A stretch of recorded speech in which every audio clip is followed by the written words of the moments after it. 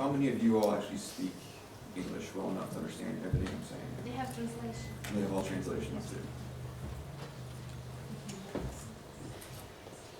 Well, thank you for the nice introduction for what I could understand what you're saying. And thanks to the university for having me here today. And most of all, thank you to all of you for being here and to suffer through my English, to listen to some of my stories and the perspective that I bring from my coverage of the Ukraine war. As many of you know, journalism is my second career. I was in the U.S. military for more than 10 years as a pilot, and I deployed to both Iraq and Afghanistan. It was quite a career change to become a journalist. So I studied the writers I admired the most to try and learn my new craft. And the writer who was most influential on me was Ernest Hemingway.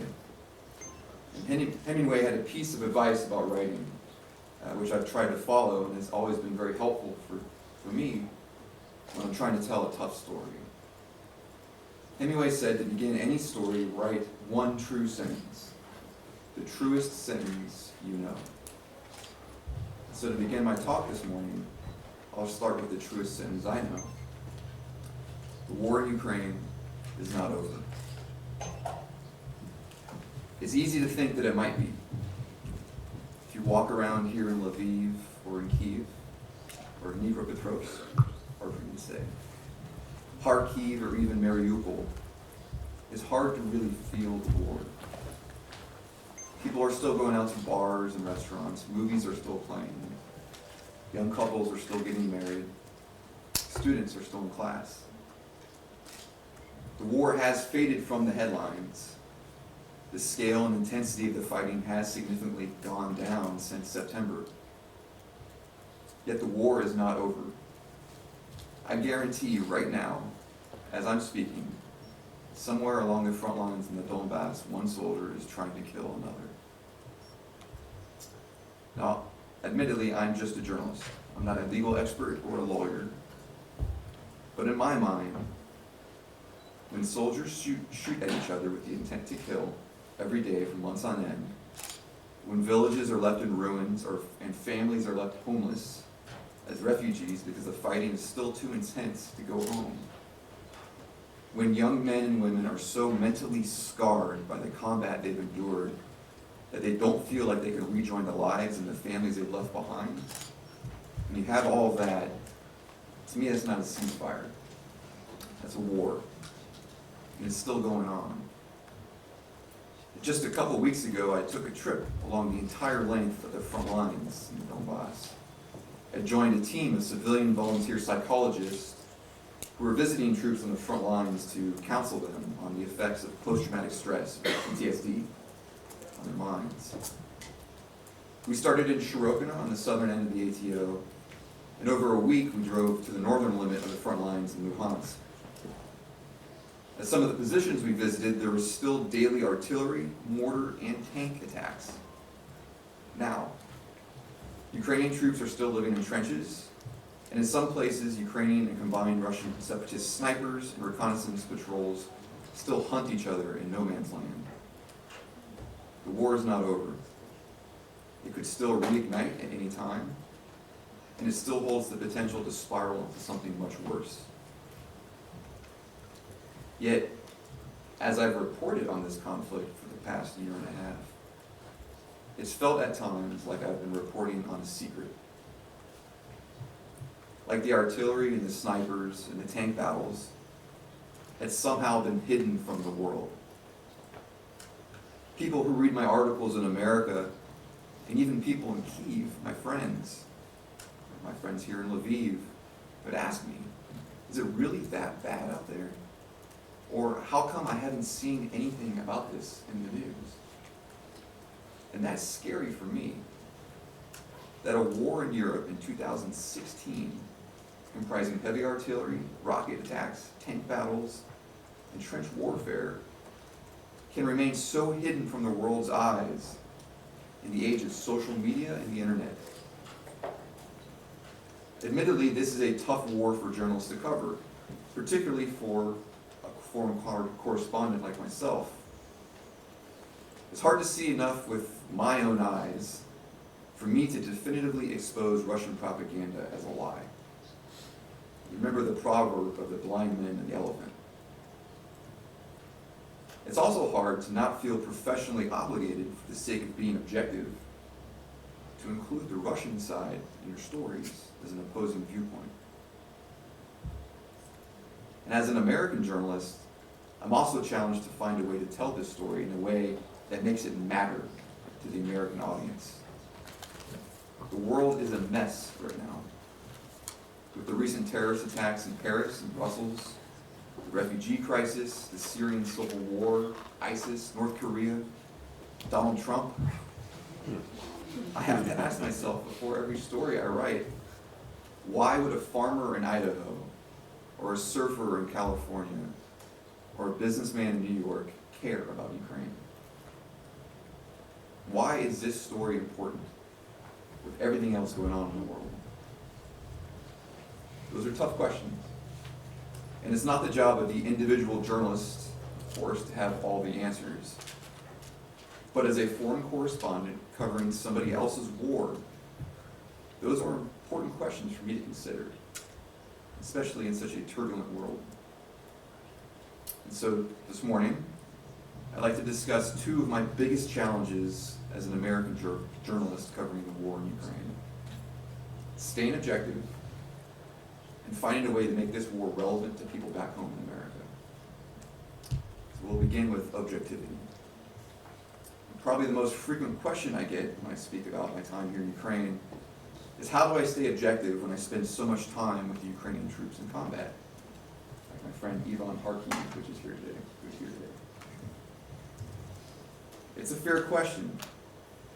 And frankly, the answer I give is usually somewhat anticlimactic.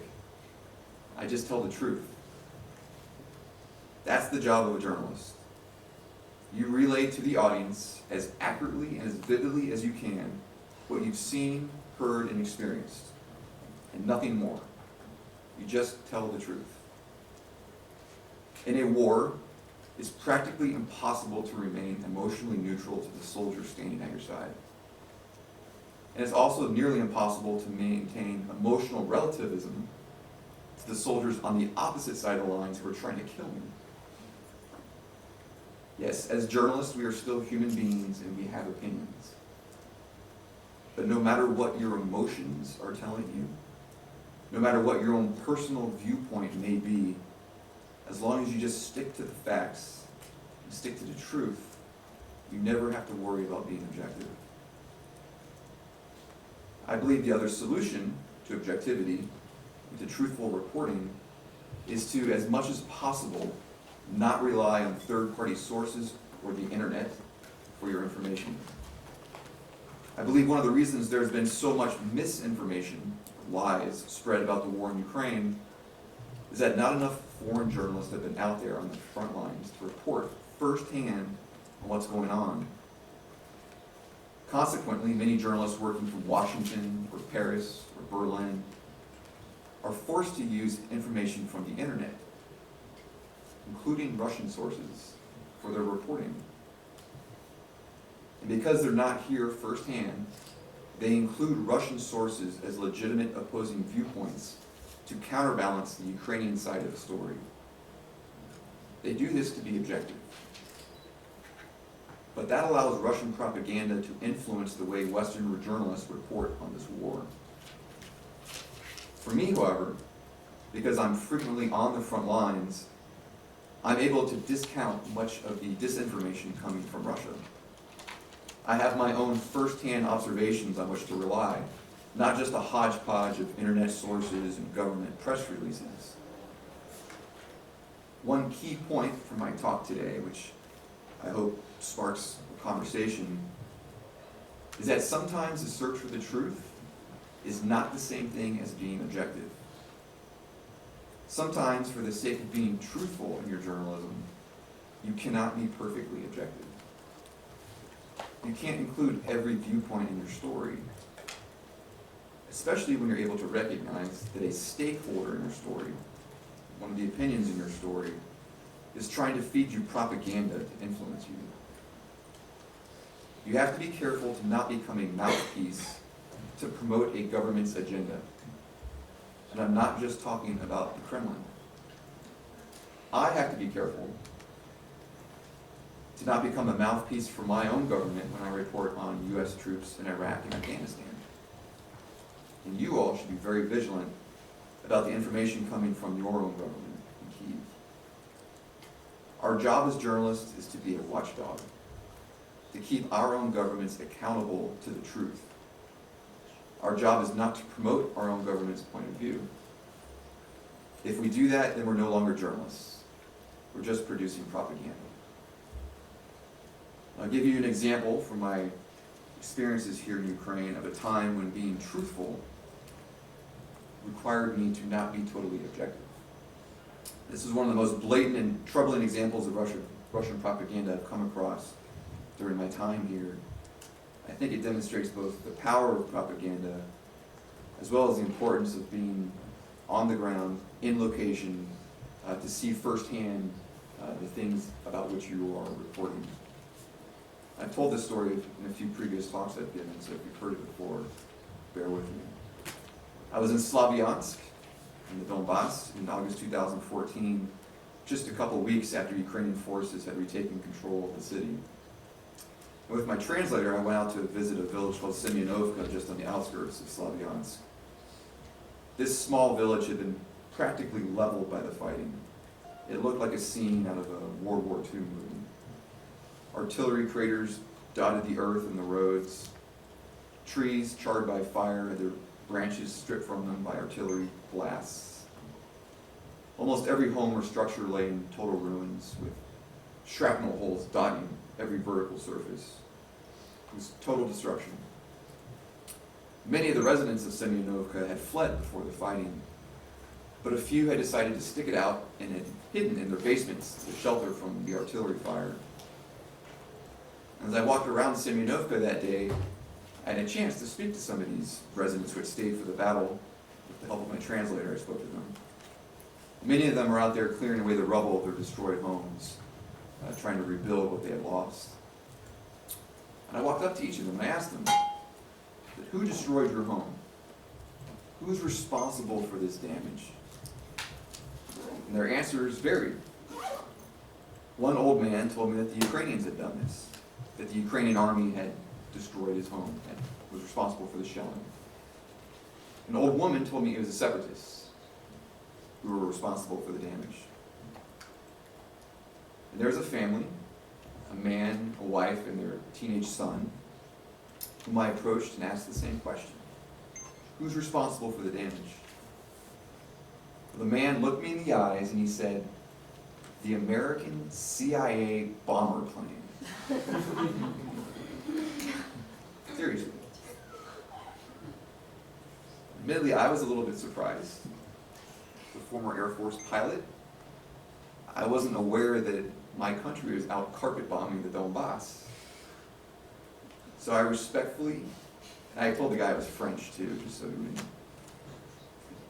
hate me too much. I respectfully asked the man why he thought American bomber planes were responsible for the damage. He told me, because I saw it on the news. The residents of that part of Ukraine had only been receiving Russian news.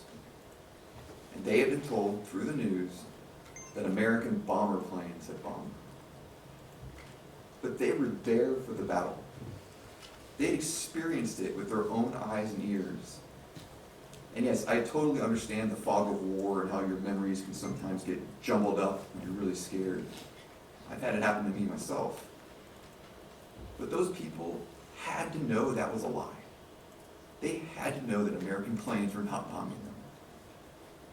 But they willingly chose to disregard the truth, or even common sense, to believe something just because they saw it on TV. Now, if I were a journalist striving for pure objectivity, at the expense of being as truthful as possible, I might have included that family's testimony as an eyewitness account of what had happened. But I knew what they were saying was absurd, and nothing more than the tragic consequence of Russian propaganda. so I did not include their testimony or their quotes in my articles. That was an important lesson for me, and an example of how powerful journalism and media can be to shape people's opinions, and to even reshape their own memories of something they experienced firsthand. I believe that the more journalists who can go out to the front lines and see what's going on for themselves, unhindered, and with as few restrictions as practical, then the more truthfully we can tell the world about what's happening here in Ukraine. Now, objectivity can be very difficult to achieve, particularly as an embedded journalist, which is something I've done quite a few times. Last summer, the Ukrainian military decided for the first time to allow embedded foreign journalists within the regular army. I had been traveling to Ukraine since August 2014. I'd been out to the conflict areas a few times, and I'd seen destroyed villages. But when I heard about the embed program with the regular army, I knew this would be a unique opportunity to have a raw, unfiltered look at the conflict, and to live like the soldiers for an extended amount of time. I was chosen for one of the first assignments, and from the middle of June last year, I embedded with the Ukrainian Army's 93rd Brigade in Pisky, just outside the Donetsk airport. Now, what struck me most about traveling out to the front lines is how close you can get to the war and still see normal life going on uninterrupted. As we approached Pisky, we went over a bridge crossing a lake, just 2 or 3 kilometers from the shooting, and there were children swimming. I saw a father in military uniform with his daughter on the side of the road, waiting for the school bus. It was jarring. It was weird to see that. It seemed so out of place, so close to the fighting. But that's one of the defining parts of the Ukraine war, which distinguishes it from the ones in Iraq and Afghanistan, with which I'm most familiar. Ukraine is not a country at war.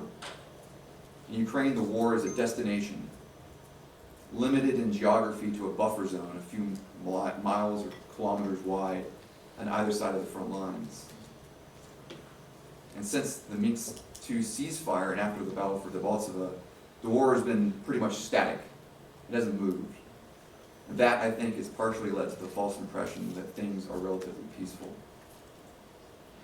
But the illusion of that peace, the illusion of the ceasefire, was immediately obvious when we arrived in Pesky. The village was almost completely destroyed, like Semyonovka. Most buildings had caved-in roofs from the artillery hits. Almost every vertical surface was pockmarked by artillery, shrapnel holes, and bullet holes. And in 8 days, I didn't see a single window that wasn't shattered. The fighting was ongoing and non-stop. There's a constant background din, constant noise of artillery and small arms. And at night, you could hear the buzz of the Russian drones orbiting overhead. The soldiers called them Sputniks. The soldiers we embedded with were a specialized unit, mainly snipers and recon squad guys. And like most of the units stationed in Pisky, the soldiers lived in the basement of an abandoned house, which is the only safety from artillery and snipers, to be underground. Separatist patrols would slip through the lines at night, sometimes sparking firefights or trying to abduct Ukrainian soldiers. So the soldiers sleep with their Kalashnikovs by their sides in bed. The outhouse and the shower, so where we go to the bathroom and take a shower, were only about 100 meters from the cellar in which we lived, and across a road. Some of the scariest moments were when we had to take a shower or use the toilet, because you were completely vulnerable, not wearing your body armor or your helmet. And I was always secretly worried about having to run back to the basement naked if the shelling started while I was out there taking a shower. Thankfully for everybody, that never happened. But one French journalist was shot at 4 times by a sniper as he was walking to the toilet. That's how dangerous it was out there. I went on patrol with the soldiers every day, and we visited different fighting positions in the trenches. I had seen trenches before in this war and other places. And like those other times, what I saw in Pisky reminded me of images I'd seen of World War I. And obviously the scale of this conflict is a lot smaller than the Somme or the Verdun battles. But the living conditions in this type of static, long-range warfare is very similar. And psychologically, it's a tough war for the soldiers. The hardest part for me was that you could just never get away from the danger. You could die just as easily walking to the toilet or taking a shower as you could while out on patrol or in the trenches. You never knew when the artillery was going to start or when a sniper had you in his sights. Every second in the back of your mind, you're worried about dying. And usually your chances of survival will just depend on good luck and the odds of not being in the wrong place at the wrong time. In an artillery attack, all you can do is just stare at the eyes of the man in front of you and just hope that you're not going to die. You hear the sound of the shot, the whistle as it comes in, and the explosion of the impact. The ground shakes like an earthquake. Things are falling off of the walls. And you hope it's over. You sit there and you wait until you hear the sound of another shot, another whistle, another explosion, another pulse of adrenaline. It just goes on and on and on like that for hours sometimes. It leaves you totally exhausted. But as scary as the artillery was, for me the snipers were the worst. Unlike artillery, when a sniper shoots, you know there's another human being looking at you, purposely trying to kill you. And it's not about being lucky, it's about being better than the guy trying to gun you down. And those details, those anecdotes, those feelings I just described to you, those are the kinds of personal observations I like to include in my stories to try to make them more real for the American audience, to take them there and show them what it feels like to be out there in the front lines in Ukraine. During the sniper attacks, I learned an important lesson about the challenge of remaining objective while embedded with soldiers in combat. One of the soldiers was a 53-year-old former coal miner from Ivano-Frankivsk named Vasily. The soldiers called him Vasya, and he called me Captain America. During the sniper attacks, Vasily would cover my body with his own body, trying to protect me from the bullets, like a Secret Service agent protecting the president or something. He was literally willing to die for me. I told him I didn't need him to do that, and that he had no responsibility to keep me safe. I knew the dangers, and I was out there voluntarily. But he insisted. And every time we heard the zing of the sniper's bullets flying overhead, Vasily would somehow magically show up by my side and try to protect me. Now, how can you possibly remain objective in a situation like that where somebody is willing to die for you? How can you be emotionally neutral to that? It's impossible. It's impossible to feel objective in that situation. But it is possible to write journalism that is truthful, no matter how you feel in your heart. And like I said earlier, you just tell the truth. And you stop there, nothing more. And you don't have to worry about being objective. A famous American journalist named Walter Lippmann said, "The highest law in journalism is to tell the truth and shame the devil." And that's the maxim on which I rely to guide my journalism.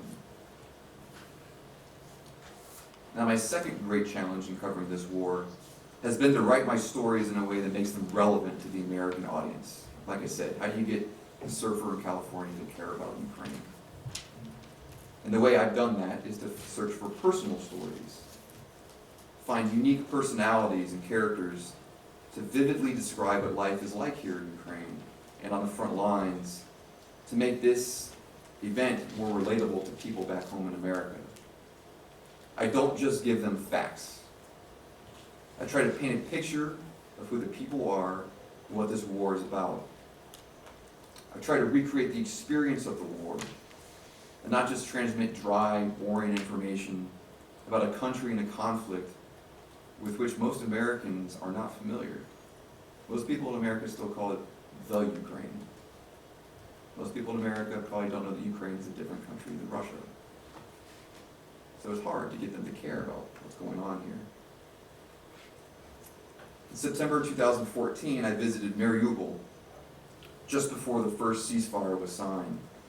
There are artillery and tank battles going on outside the city. I arrived just as thousands of Russian troops were crossing into Ukraine to support a separatist counteroffensive. Everyone expected a major attack on Mariupol, and tensions were very high. But my stories from that time weren't about the artillery and the tanks. I wrote about Leonid and Natalie Oksanichenko and their 3-year-old daughter, Veronica. Leo and Natalie were 32 years old at the time, which is my same age when I was there. And they were faced with the impossible decision of whether to flee Mariupol and become refugees, or to stay in the city, and potentially be caught up in a battle which some people were anticipating could be as bad as what happened in Grozny during the Chechen Wars. To be ready, Leo and Natalie had their car packed with clothes and important documents. They were ready to flee on a moment's notice in case the city was sacked. To describe the impact of war on normal life, I wrote about a moment when I was sitting at an outdoor cafe along the seaside, when the sounds from a tank battle just a few kilometers away first became audible. We could first hear them. And all day and into the night, you could hear the explosions and you could see the smoke rising in the distance. And it looked for a while like the city was going to fall. And I went to bed that night seriously wondering what I would do if I woke up in the morning and saw Russian tanks driving down the road. But it never came to that. And the next day, a ceasefire was signed, and the sounds of the war went silent. And that afternoon, after the fighting had ended, I went out to visit the battlefields. And for the first time, I realized how terrible and serious this war was. And I tried to convey those feelings, to transmit those feelings in the stories I wrote. So I want to read for you all real quick our story I wrote that night after the battle, and after I had returned from the battlefields and seen the destruction. Just an example of how I try to craft my language to make this war more relatable to people back home in America.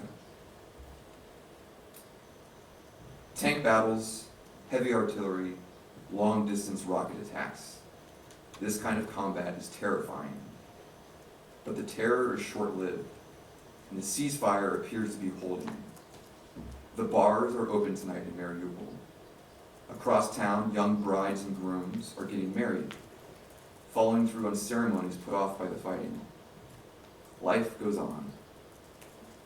Yet out there beyond the city streets, far away from the cheesy music and the embraces of newlyweds, the scars of the last 2 days of battle are still smoldering. After the fighting ended today, I went out to see what war truly is. The charred bodies of Ukrainian and separatist soldiers dotted the freshly stilled battlefields, frozen in the moment and motion of their deaths. These were the bodies of men who did not die well, not by the mercy of a gunshot to the head or the heart. Some had their bodies ripped apart by the concussion of artillery blasts. Some were missing limbs. Some with their insides spilled in the earth around them. Others burned to death, trapped inside the steel coffins their tanks became. Quite a few died in the way they desperately clung to life. Bodies halfway out of their ruined vehicles were splayed on the ground in fetal positions. All young men, and all of their lives ended today. The forgetting about why they died begins tonight. And still, as Mariupol celebrates, as I write these words, many more scared and tired young men wait in trenches and in tanks, ready to once again release the dogs of war. And it was true. It was the very next day the tank battles started up again and the ceasefire collapsed. But you can see here I'll try and find the little details and the emotions to try to take the reader to the front lines, to make them feel what it's like to be out there. No matter how ugly or repulsive those images are, that's reality. that's what's going on. I'm not trying to shield people from that. I want them to see it and feel it. Here's a few lines from a piece I wrote just last week about that trip to the ATO with the psychologist. I remember my first train ride to Mariupol in September 2014, just days before a tank battle on the outskirts of the city. I shared a sleeper berth with a mother and her infant child.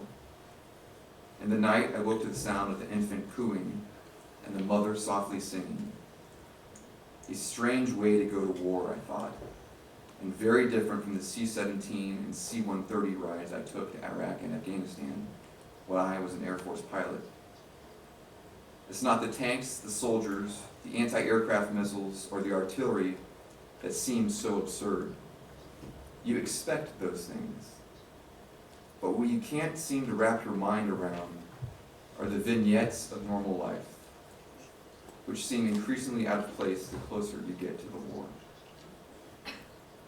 I'm not just giving information here. I'm trying to create an image in the reader's mind of what I'm experiencing and what I'm seeing. When I wrote my stories about my time with the 91st Brigade in Pisky, I focused on creating characters by showing the little personality details and the idiosyncrasies of the soldiers to make them more real. I wrote about Vasily, Vasha, who had a 31-year-old son back home. I wrote about how his wife laid down in the doorway when he tried to leave. He literally had to step over his crying, weeping wife to go to war.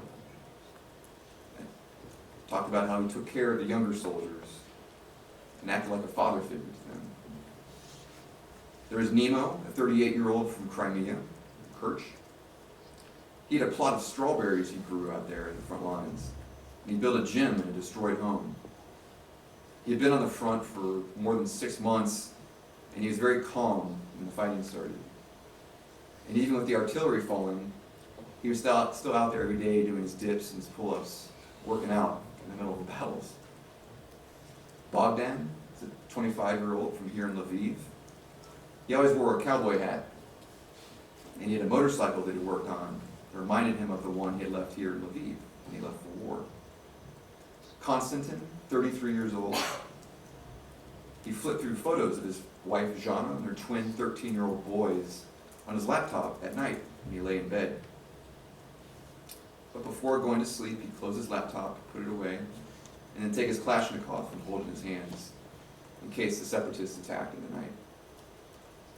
Those little stories, those seemingly unimportant details, that's what makes the war real for the reader. They have an image now in their mind of what the war looks like, what it feels like, and what the soldiers look like. They still might not care about the war, but at least they can imagine what it looks like. And I also wrote about a 19-year-old soldier named Daniel Kazyanenko. Daniel was a very unique young man. He spoke excellent English, which made my job a lot easier. And he was able to put into context how the war affected his spirit in a way that soldiers more than twice his age were unable to do. I spent a lot of time with Daniel in the trenches and under fire. And at night, we'd have dinner and stay up late as Daniel peppered me with questions about America. He wanted to know about Thanksgiving, about the beaches in Miami, whether people in Texas really wear cowboy hats, or if the girls in Los Angeles were pretty. But in the back of his mind, Daniel always knew that his life, his 19-year-old life, could vanish in an instant if he happened to be at the wrong place at the wrong time. And after I left Pisky, I stayed in touch with Daniel, and I was planning to come visit him at his home in Zaporizhia, and he got a week of leave. But less than 2 months after I left Pisky in August, a Russian mortar killed Daniel in a trench in Pisky. And he was 19. And I wrote a story about Daniel for the Daily Signal, and it was republished on Newsweek. Hundreds of thousands of people around the world read about Daniel. And through the tragedy of his death, I think, the war in Ukraine became a little more real for those readers. And as a journalist, I feel like that's my greatest accomplishment. Now, I understand the things that I'm talking about this morning aren't necessarily applicable to every type of journalism. If you're writing a 500-word news brief for Reuters about the economy, you don't have time or the space to try to use a lot of adjectives and adverbs and create rich characters. Not everything you write has to be Hemingway. But I hope that some of these lessons that I've learned and the ways that I've adapted my journalism to the challenges of reporting on the war in Ukraine prove to be helpful and useful to you as you go forward in your journalism careers. So again, it's an honor to speak to you all today. I look forward to the rest of the events the next couple of days, and hopefully have a chance to meet all of you one-on-one. If you have any questions, I am more than willing to take whatever you have. Thank you.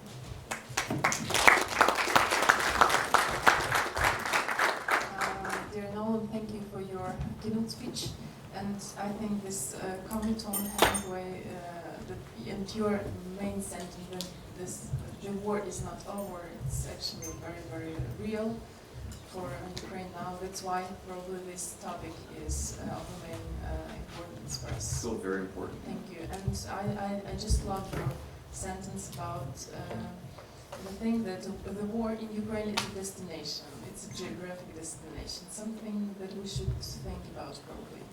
Друзі, я пропоную нам зараз перейти до питань і відповідь. Ми ще маємо 30 хвилин до нашої першої кавоперерви, тому давайте скористаємося з цієї нагоди. Та прошу підносити руки, так щоб я бачила. Так, спочатку ми йдемо перший, другий, підносити руки, щоб я бачила. Так, користаємося нагодою. Good morning, my name is Osama from UCU.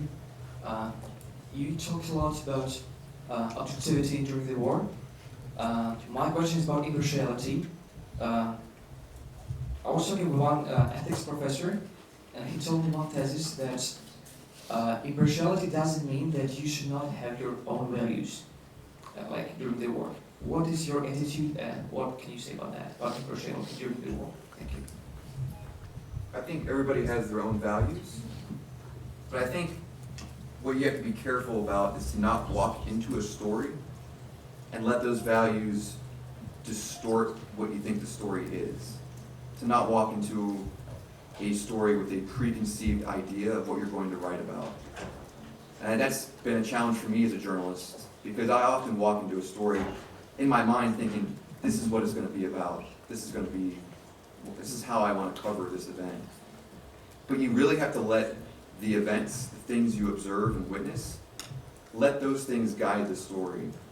And let your own values, let that affect how you write your stories. I think my values guide me to write more personal stories that are more kind of emotional and, look at more at the personal characters of the people I'm talking about and writing about. And those are my values. And other people may think differently. They may be more cut and dry. They think information is more important. But no matter how you tell the story, don't let your values influence what the story is. And those values can guide you to tell the story in the most impactful, most influential way that resonates with the reader. But don't let that distort you to the truth, because there is usually one truth out there. And you should let your values guide you in the way you tell the story, not how you observe the things you see. Hi again. Thanks for the speech. I can hear you. Anyway, Alexei Berman, a photojournalist. I was sort of impressed by your story about people telling you who were they shelled by in Slovyansk or Semyonovka. Do you agree that when you omit writing such things as, being bombed by the CIA plane, do you agree that you slightly frame in this case? Because, journalism is sort of about, what you first gather information, then you edit what you gather, and then you publish it. That's what journalism is about. But if you omit sort of, some of the things that were said to you by people, would you agree that there's a little bit of framing going on, or no? That depends what the story is. If I'm talking about the attack in Semyonovka, I'm not going to say there is speculation that the American CIA bombed Semyonovka. That's absurd. There's no way I'm going to give credence to that absurd notion. But if I'm writing a story about the local sentiment, about Russian propaganda, about the way the villagers feel toward the government, then yeah, that anecdote is incredibly relevant. But if I'm just going to write one sentence and say, you know, there's disagreement on the ground about who was responsible for the shelling, whether it was Ukrainian forces or combined Russian separatist forces, that's the story for me. That's the fact. That's the truth. But to interject speculation that there's American bomber planes out there, it's That's just, interesting. that's So, just- you know, that's something, you know, really, you know, Absurd. of this. really out there. That True, says, and that could says, be- that says a lot about the people and about what's going on and like I there. said, if you want to interject in the story, you know, a subclause or another chapter saying, wow, look, Russian propaganda is really influential in this region, then yeah, that's incredibly relevant. But if you're just trying to get to the truth of who destroyed the village, then no, that's not something you can do. But I think when you mention framing though, if you want to include it, and you think it's interesting, you have a responsibility as a journalist to make sure you do frame it in a way that it's not interpreted as another viewpoint or an eyewitness account. To make sure the reader knows that this, and that's where that objectivity comes into place. Because you are, as a journalist, you're making a judgment. You're letting your values guide you. You know, you're saying that I know this is not true. But, I mean, you know, and that's frequently a very complicated thing for me because typically a journalist, if they're going to write about a war and they wanted an expert opinion, what do? They'll call up a former soldier or an Air Force pilot to get their opinion. So for me, I have that background knowledge in my mind. I have that life's experience from which I can draw and say, I know that's false.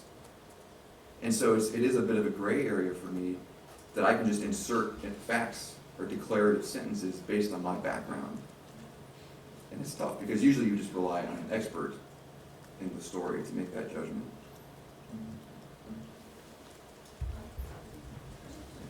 Okay, hello, nice to meet you here. It's a very good experience to hear different point of views. So my question is, have you ever been accused of supporting Ukraine and not being objective from Yeah. America? Yeah. I get about 1,000 Russian troll comments in every article I write. So they all think I work for the CIA. Spion.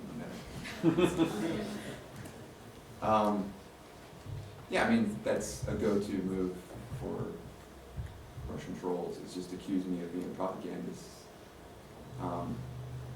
And that's, I mean, a good point to bring up too is, I mean, almost all of my reporting has been from the Ukrainian side, not from the separatist side.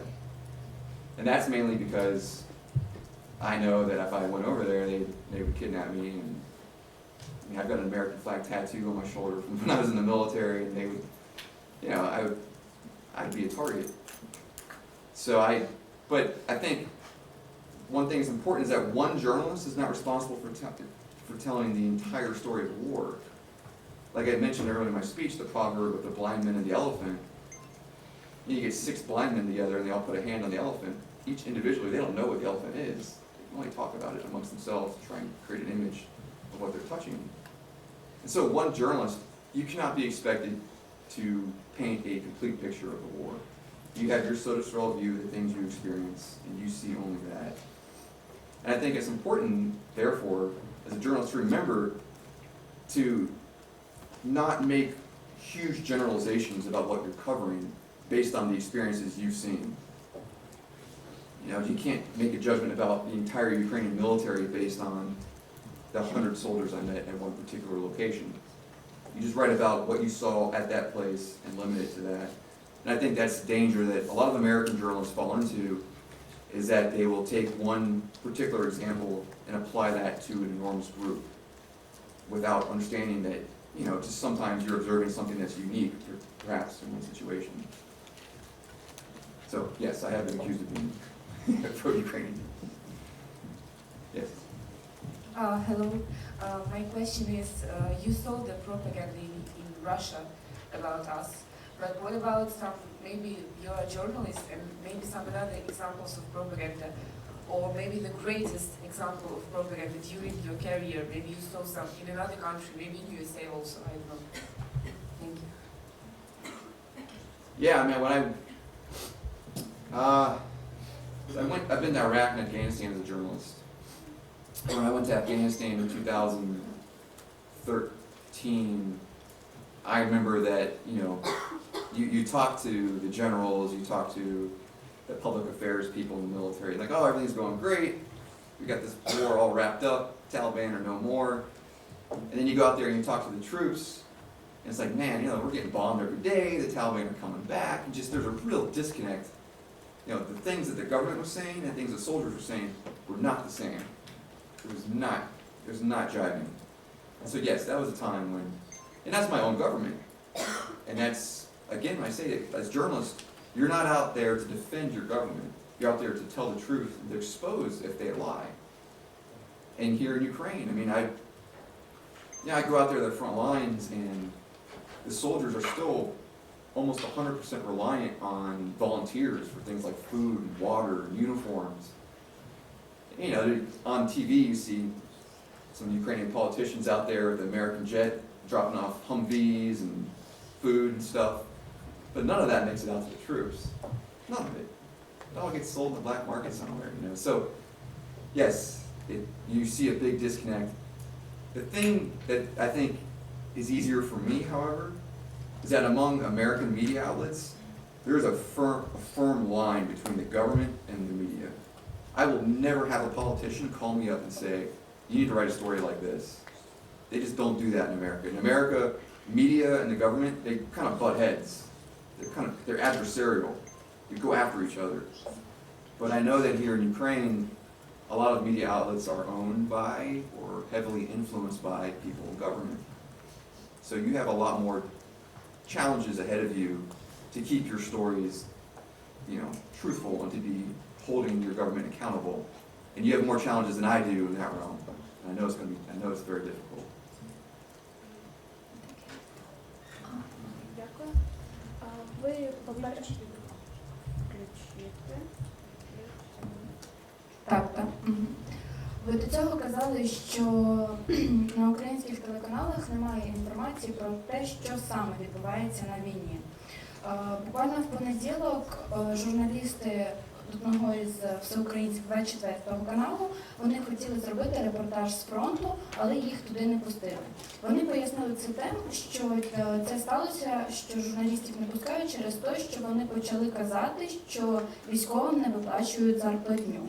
Натомість в цей же час, в понеділок, наш президент приїхав в Краматорськ, в прифронтове місто, куди привіз 60 машин швидкої допомоги. І під час цієї презентації ці журналісти запитали, чому нас не пускають на фронт, коли ми хочемо це показати, що там відбувається. То президент відповів їм так, що нема чого вам туди їхати. То яким чином мають журналісти добиратися на фронт, яким чином вони мають отримувати доступ, якщо голова держави прямим текстом відповідає на запитання, що нічого вам там робити?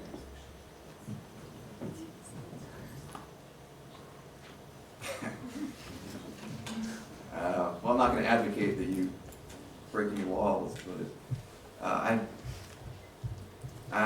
that's a great point to make. That I do know there are a lot of journalists, Ukrainian journalists, have done some really good work from the front lines.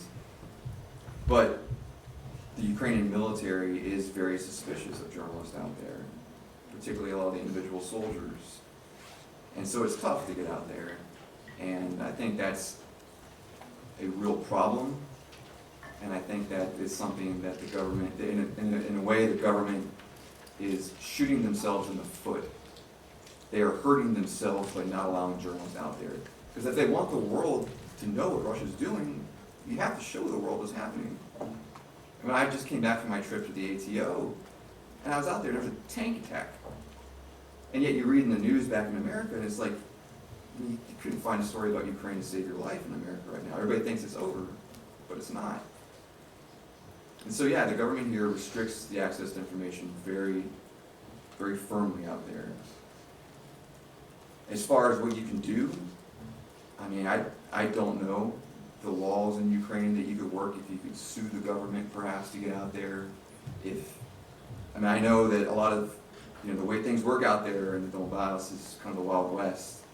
So if you know, it's very loosely controlled in some places. So if you can develop connections with the local commanders, the local soldiers, if you have contacts within the military who might allow you to go out to the front lines. That's how I did it in Shastia 2 weeks ago. Is that one of the volunteers I was with was a veteran from the 92nd Brigade, which is based in Shastia. And because of that, we went up, met the commander. The commander said, yeah, come on out, I'll show you what's happening. And so it was personal connections allowed us to get up to the lines. But if I had applied for permission in Kyiv, they would not have allowed me. They don't want an American spion out there seeing what's happening. But I think, just to reiterate your point, I think it's a real shame that the government is trying to restrict the amount of journalists out there, because I think it would be in Ukraine's interest to show the world what's happening, because Ukraine wants the world to help in this situation. And I think as an American journalist, I fight my own government. Like I am going to Iraq in about 3 weeks. And it's hard for me to get permission to go to Iraq, to see what my country is doing in the war there. But I think it's really important for people back home to know what their own military is doing.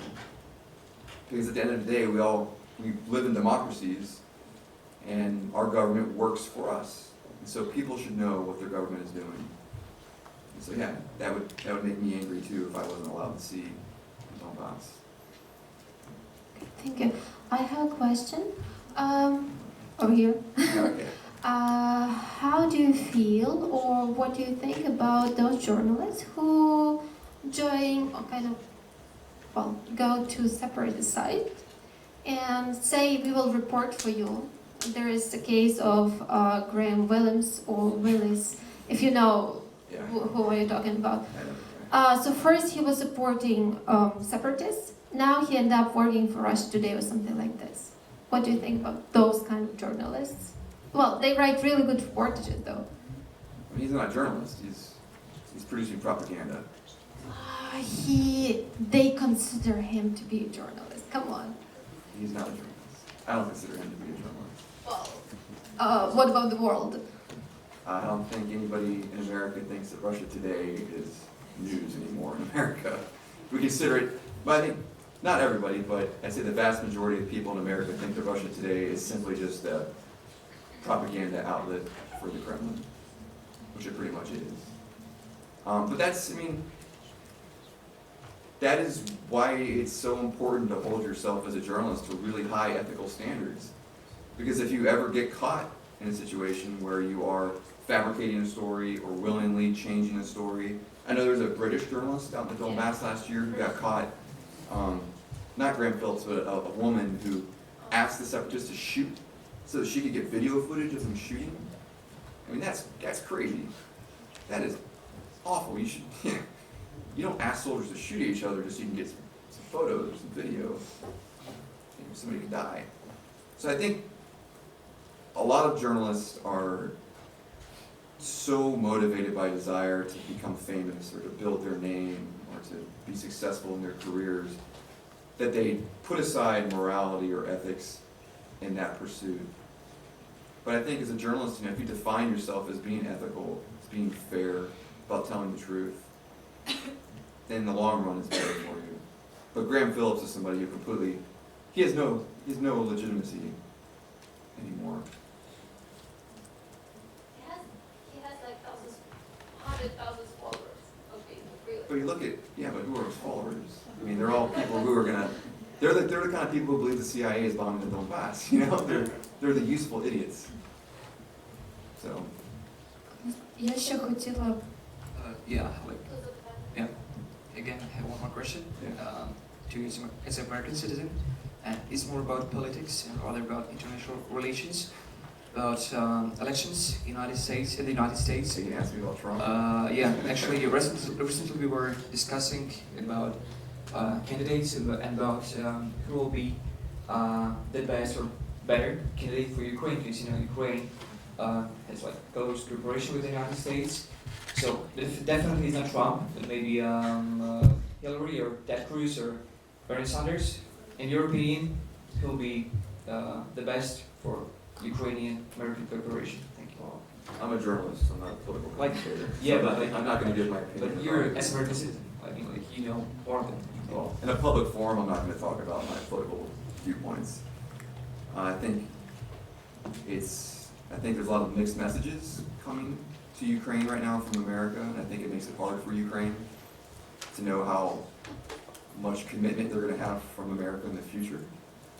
And I think the Baltic states are also very worried about that as well, about whether they can count on NATO existing in the future, about whether they can count on American military support. So I would hope that cooler heads, more wisdom and more sober thinking will prevail. And I think this campaign season and some of the things some of the candidates are saying and some of the things the president had said shows you how important it is for journalists, me, you all, to tell Ukraine's story, to let people know how serious things are here. So that the candidates who say, oh, we can just get rid of NATO or Russia's not a threat, you have to let them know that no, that's not true. You know, this could spiral into a bigger war, that things are still very tenuous here. So that's the importance of journalism, is to get the truth out there, and eventually the truth, you hope, it somehow gets to the people who are making the decisions. And I know that last year, my reports from Piskey actually, Ambassador Pyatt presented them to the president. I don't know if it did any good, but at least I know that the president read my stories. So that, you know, it's important what we do, all of us. And I think some of the rhetoric we see in America right now is an indication of why what we do is important. I've got also one more question. Nolan, you're a multimedia journalist, so you're dealing not only with text, but also with visual part, and pictures, video. And your texts are of those of non-fiction. They are very realistic. Even from that part you read it for us, it's obvious you are working with very, very specific details, let's say, about bodies, about killed soldiers. So your texts are very realistic, yeah, and people with not good nerves, yeah, they should pay attention to it. So how do you work with visual material? Yes, do you have any taboo what to add to the text, or what not to add and why? So probably about, provide us some information about your epic points, about your politic as a journalist. What About like pictures of dead bodies and things Yes. like that. Yeah, and I personally don't include pictures of the dead. That's a personal value of mine. I think it's disrespectful personally. It's shocking though. I mean, I think about it though, because if you do include that, it could get people's attention. But I know there are other outlets that frequently show pictures of dead people. But for me, the worry is that people read the stories out of like some grim, it's almost like pornography to see pictures of the violence and the dead. And that's what attracts people to the story, not the story itself, not the news, the information, you know, what they should be getting out of it. And I don't know, I think you just have to walk that fine line to keep your stories, you know, above that. And I worry that if I were to start publishing all the pictures I have of dead people, that suddenly it's just like a morbid fascination for people. And it's a curiosity, it's entertainment, it's not news any longer. And so I think by writing about the dead, by putting the context of these guys, you know, I wrote about that because I want to show how terrible these deaths were.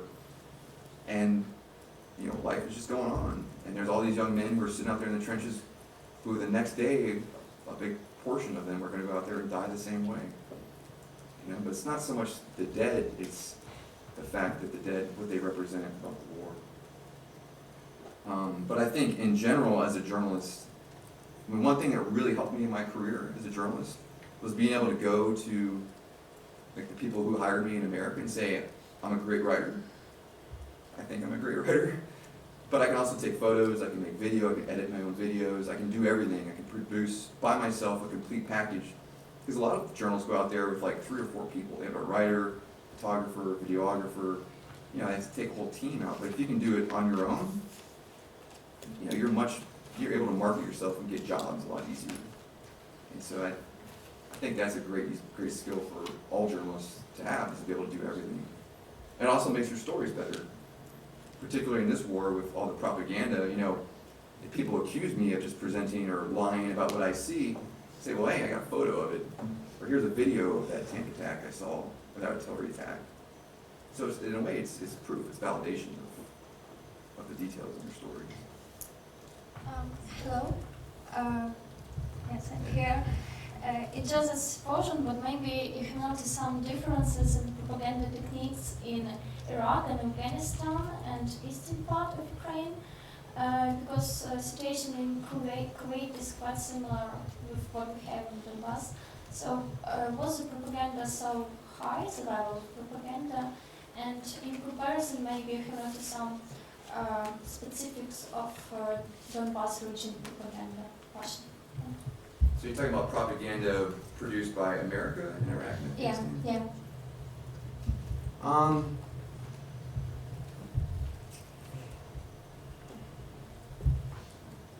I think not so much on the particular details of the propaganda, but I think just the situations in general are very similar. And the situation is when a government has complete control over all the information leaving an area. And the Donbass, you know, they restrict, now they take the background, they investigate the backgrounds of the journalists who go into the LNR and the DNR. And they won't, I've applied a few times to go over there, but they won't take me because they know I won't write flattering stories about them. And so they're controlling, they're manipulating who they allow in there and the messages that are allowed to leave. And the U.S. military does that in Iraq and Afghanistan. You know, they don't let all journalists go out there and see the war. They control the information, they limit access to the information. And in that way, they're able to control the message, control the way people perceive what's happening in those places. I wouldn't really call it American propaganda from Iraq and Afghanistan. I think it's more messaging. You know, I think it's more to do with the fact that a military commander, an American military commander, he understands or she understands that when you talk to the news, you're talking not just to somebody sitting in Chicago reading the story, you're talking to the enemy, you're talking to your own troops, you're talking to the people of the country you're in.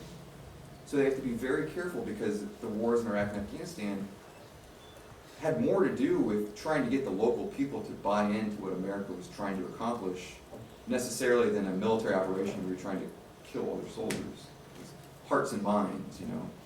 So and for that reason, the message was really important. America was very careful about what message we were sending to all those different audiences. Whereas in the Donbass right now, I hear stories about how they just say, you know, everybody's got jobs and the economy's great and no problems here, you know, no cases of PTSD among the troops, everything's cool. They're just painting this utopian fiction of what things are like in the Donbass that is discounted by eyewitness accounts of people who live in the Donbass who say things are much different than that. But you know, I think at the end of the day, whenever a government or a military has complete control over a region, that's when the information becomes suspect, or you should doubt the information coming out of there. You know, the quote by the Greek philosopher Aeschylus who said, "Truth is the first casualty of war." It's true. And I think another point to piggyback on that too is that, you know, that family in Semyonovka thought they were bombed by America. You know, most of that was due to Russian propaganda, but a lot of it too is just due to the fact that when you're in war, I mean, it's hard to, sometimes your emotions get in the way of your memories, and you don't see everything clearly. And I remember when I was in Pisky and we got shot at by a tank run one time, I remember this sequence of events in my mind. It's like I heard this shot, I heard the whistle, I heard the explosion, I got up, I said this, and I ran. And after the attack, I wrote it all down. But I had been filming the whole thing too. And when I replayed what I had filmed, I couldn't believe how my memory of it was different from the actual reality of what had happened. I got things mixed up. I imagined myself saying things I never said.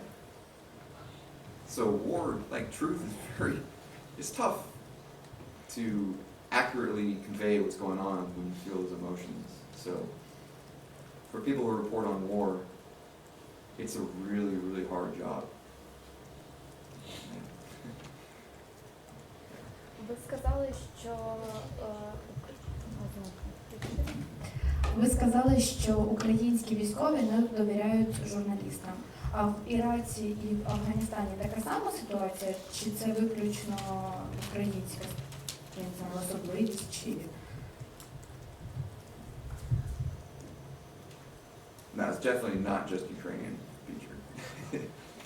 Journalists in America or soldiers in America are also very suspicious of journalists as well.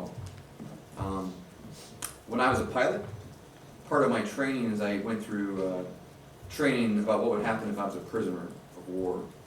And in the training, they waterboarded us, they tortured us, they would punch us and beat us up to see how we would act when we were really scared, if we would give information. And so we had people from like Russia, and they had fake actors playing different roles. And so we got tortured by Russians, North Koreans, Al-Qaeda. And one of the last things we went through was an interview with the journalists. So our country, America, my country, they train soldiers to react to journalists the same way we train people to react to torture. We use the same rules, the same mental tricks to deal with it. So yeah, soldiers are very suspicious of journalists. There's just an attitude in America among the soldiers that every journalist, all they care about is just getting a good story, and they want to become famous, and they're not really going to tell the truth. They just want to get some headline on CNN. And I don't really blame them, because I think journalism ethics are pretty low right now, and that a lot of major outlets just want a great headline. You get a lot of people on the internet to read their stories. I think among the Ukrainian journalists, the soldiers in Ukraine, I think there's a little bit more of a cultural thing to it from the Soviet Union days, where you just don't really trust journalists, especially Americans or foreigners out there. Just a little bit.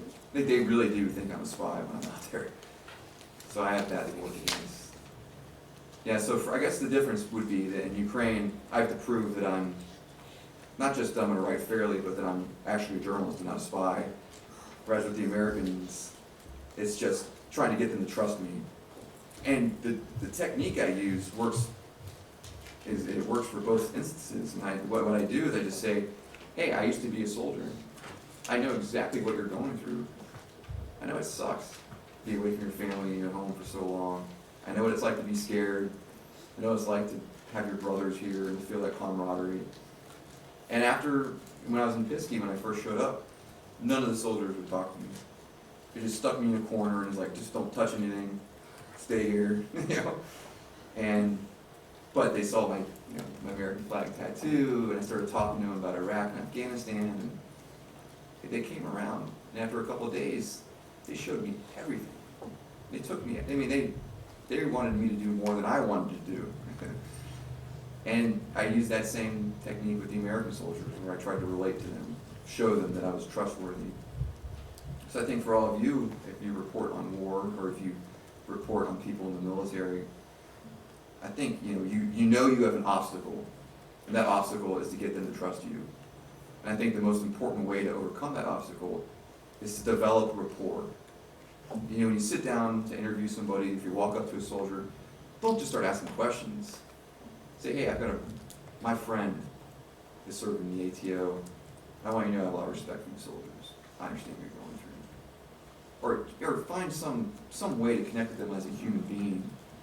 And then that breaks down some of those barriers, some of that reluctance to talk. I think that's something that I see a lot of journalists neglecting to do. They're just all about business when they ask those questions. But you got to take the time. show that you're a human being and that you see that soldier as a human being, and then they'll feel more comfortable and they'll start to share their story with you. Ще питання. Dear friends, we're actually out of time right now, so please thanks to our Nolan Peterson, to our keynote speaker. And for that fact that you are really addicted to Ukraine. Yeah.